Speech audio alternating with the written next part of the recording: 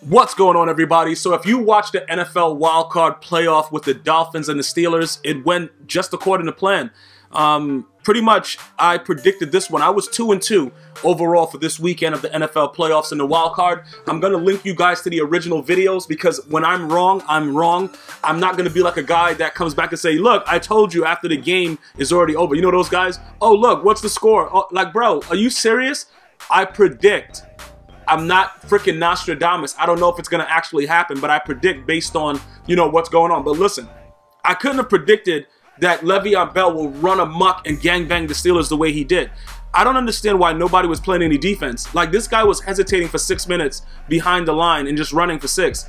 Look, guys, I like Le'Veon Bell. I like his running style, but, you know, I don't understand how people really allow him to hesitate for 17 minutes and nobody tackles him. But it's pretty lit, though. You know, I can't really argue about it. He did break, what is that, Franco Harris's record? I think that was like a playoff record overall. He rushed for over 150-something yards. It was crazy. I would just watch it. Also, Big Ben, he played pretty well also. And as I suspected, Matt Moore, yo, he got that big hit by Dupree that I tweeted about when it happened at GmiasWorld. I give Matt Moore a lot of credit. And the Dolphins, overall, Matt Moore is a tough guy. He's not a good quarterback, but he's tough. I give him that, bro, because when he got blasted, and I don't know how, they called him for a penalty for, I guess, unnecessary roughness or something like that, Bud Dupree on that hit. It looks like his helmet got him in the chin, but if you look at the way that that tackle was, I don't think that it was intentional. I don't think he's going to get a letter from the league. I just think that it happened based on, you know, when you're running that fast, there's no way that you could really stop.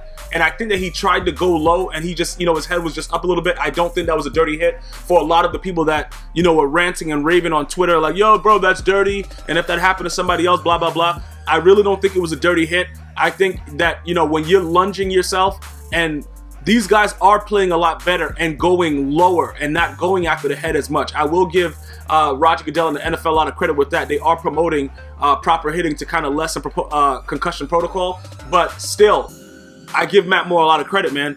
Ajayi, like I said, I thought he would be non-existent because in Week 6, a lot of the starters, Shazier, a lot of these guys were out when they played the Steelers. And that's what I was trying to, you know, explain when I was assessing how I thought the game would go. Because I knew it was going to be a blowout. I just didn't know that Le'Veon Bell would run for that many yards because I thought Cameron Wake, you know, and Adamik and Sue, them boys would step up. But the way that this game unfolded, it just appeared that, number one, I thought that I thought the Dolphins' run defense was better. Number two, I thought their secondary was going to get torched, which they did for the most part. They couldn't really cover anybody, so it was like a two-headed monster.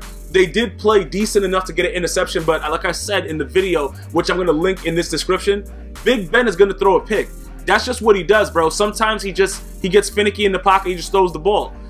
So I wasn't really, I didn't say he was going to have a perfect game, but I knew that they would dominate this game because most of the starters were back. This is Le'Veon Bell's first time in the playoffs, even though he's been in the league for however many years he's been in it. The guy likes his weed, so he's been suspended you know, a different amount of times. If he's not on the weed, he's injured. So it was really, really good to see him play this well. I really enjoyed watching him play like that. But like I said, the biggest takeaway of this game was his hesitation runs. Like, I really just can't. The NFL is so fast, and when you look at it, see, we take it for granted watching it on TV. If you actually go live and watch it, it's so much faster. So if you're looking at it and you're saying to yourself, how is this man hesitating behind the line of scrimmage, pitching the tent, you know, going to the club, doing mad stuff, and then running for 6? It's amazing to me because I don't know if I just don't know. Like, I'm speechless. I don't know if other running backs, if I could think of another running back that can do that.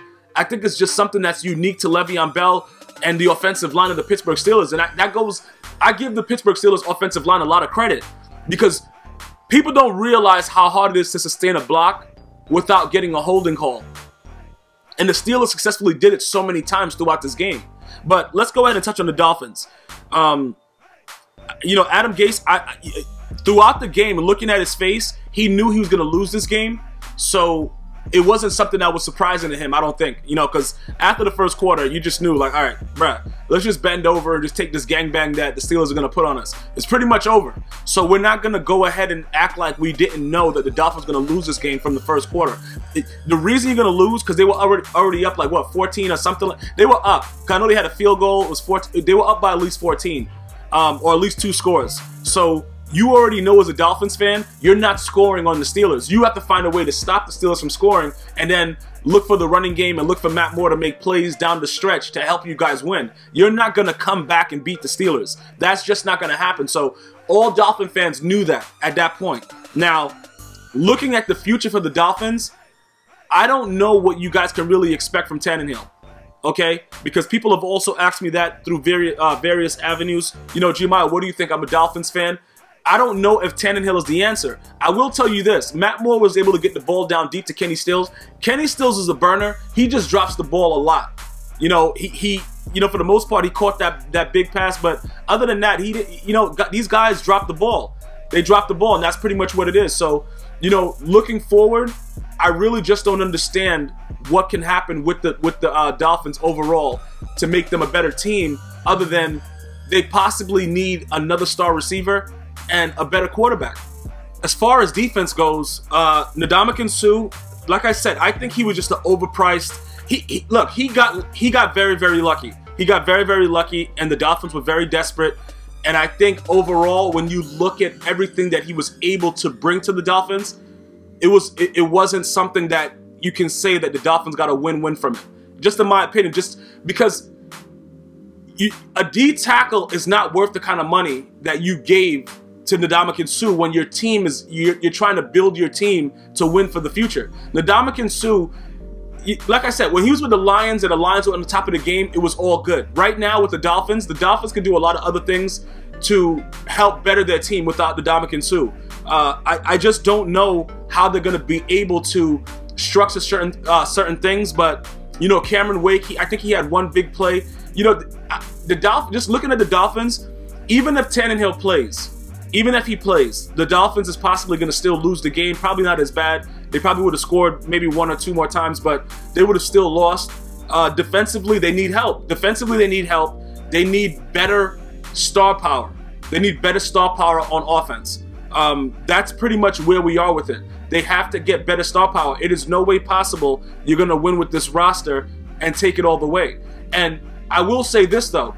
I did not expect the Dolphins to make the playoffs, and they did. So obviously they have things in place that can help them win in their division, and that's a very tough division to win. And obviously you got the Patriots in there. The Bills, they fired Rex Ryan, so hopefully they start to rebuild and do what they have to do. But I really just don't know, looking forward with the Dolphins team, what else they can do, because Tannehill, he's not a consistent wide receiver, and he's a guy that I don't think he can get any better than what he is right now.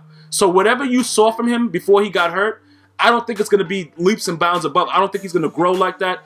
And they gave him a contract that's kind of wild. So, you know, looking at the Dolphins' future, I don't really know much more, unless they get a big body receiver that's fast or something like that, and you can just wing the ball down the field.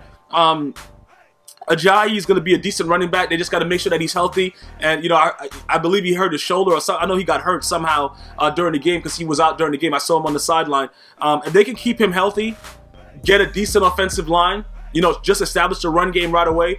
And if Tannehill is going to be the quarterback, maybe, you know, implement a little bit more read option. If Kenny Stills learns how to catch the ball, you know, that'll be big to open up the field. But defensively, they need help. The Ndamukong Suh can't do it by himself, but he wasn't as impactful as a player. He had that 1 sack, but Big Ben is going to get sacked because he's going to hold the ball sometimes. Like, everything that I said would happen, happened.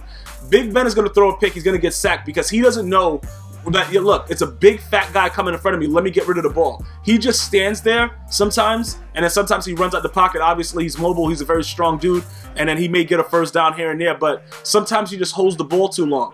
But overall, the game went according to the way that I thought it would go.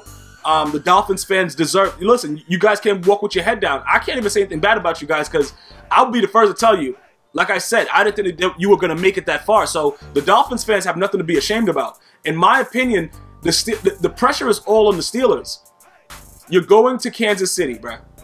Can you beat the Chiefs? Steelers, can you beat the Chiefs? That's what the Steelers fans need to be worried about.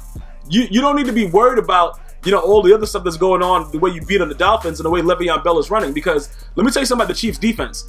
Chiefs defense don't play that. It's like Homie the Clown. They don't play that. Like, dudes are going to go and stack that box as much as they can. And they have decent cornerbacks. You know, Marcus Peters ain't no slouch. I'm going to tell you this right now. That's going to be a real big game. It's going to be a huge game. And I'm going to really enjoy it like I know a lot of you guys will. And we're going to figure out what's going on. I will get back to you guys during the week about my picks. Right now, I'm not comfortable saying, you know, Chiefs or Steelers. But I will get back to you guys. I'll let you guys know exactly what I'm thinking. But you guys can give me your predictions now. Until next time, one love.